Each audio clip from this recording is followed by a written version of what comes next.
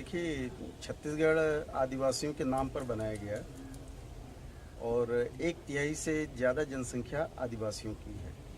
लेकिन राज्य उनके नाम पर बना है और इस समय राज्य बनने के 15 साल के बाद सबसे ज़्यादा शोषित, सबसे ज़्यादा वंचित हमारे छत्तीसगढ़ के आदिवासी है।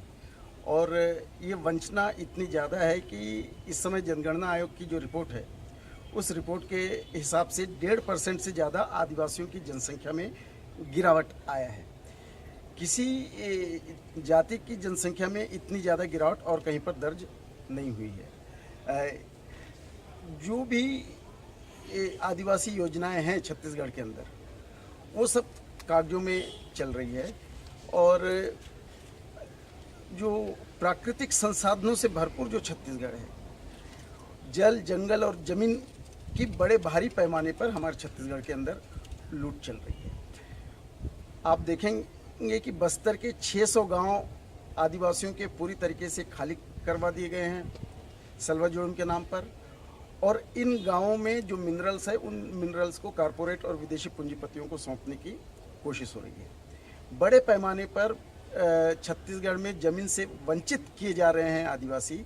टाटा के स्टील प्लांट के नाम पर, एसआर एनएमडीसी के प्लांट के नाम पर और तमाम दूसरे जो निजी पूंजीपति जो कारखाने लगा रहे हैं उनके नाम पर, और बड़े पैमाने पर बंदूक की नोक पर भूमि अधिग्रहण किया जा रहा है।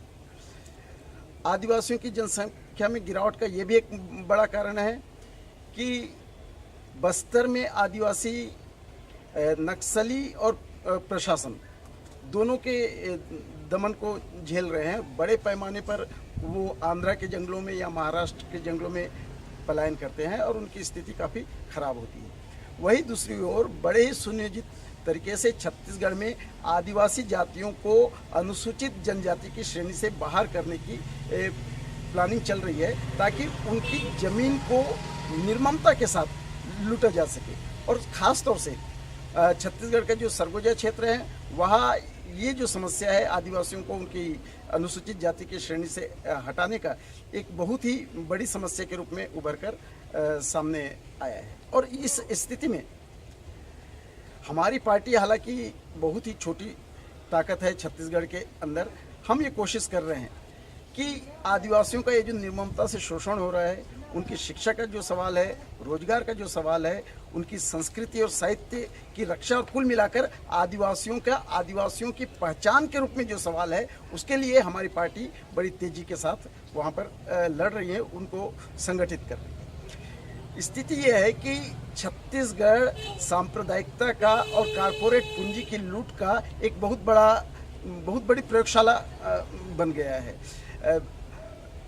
मोदी सरकार के आने के बाद खास तौर से शिक्षा के क्षेत्र में एक तो सांप्रदायिक मुहिम काफ़ी तेजी से बढ़ी है, और दूसरा जो आदिवासी हिंदुओं के अलावा किसी दूसरे धर्म को बिलोंग करते हैं, उन आदिवासियों को आदिवासी न मानने की मुहिम जो है बीजेपी सरकार द्वारा बड़ी तेजी के साथ चलाया जा रहा है। और जैसे जशपुर में जो क्रिश्चियन आदिवासी है, उनकी ज़मीन छीनने की कोशिश हो रही है, उनको आदिवासी न करार देते हुए। बस्तर के अंदर बहुत से जो ग्राम पंचायत है, उन ग्राम पंचायतों में आरएसएस ने बड़े ही सुनियोजित तरीके से प्रस्ताव पारित करवाए हैं कि उन गांवों में जो मुस्लिम्स रहते हैं, उन मुस्लिमों को उन गांवों में रहने का अधिकार नहीं है। जो मिशनरी के जो स्कूल है, उन स्कूलों पर और चर्चों पर बड़े पैमाने पर जो है आरएसएस ने हमले किए हैं। तो इस तरीके से सांप्रदायिकता की प्रयोगशाला बन गया हमारा छत्तीसगढ़, कारपोरेट पूंजी की लूट की प्रयोगशाला बन गया है। और इसके खिलाफ जो है हमारी पार्टी, मार्क्सवादी कम्युनिस्ट पार्टी, बड़े पैमाने पर आदिवासियों को संगठित करने की कोशिश कर रही है, उनके ज़मीन के सवाल को लेकर, रोजगार के सवाल को लेकर और वनाधिकार कानून के इम्प्लीमेंटेशन के सवाल को लेकर।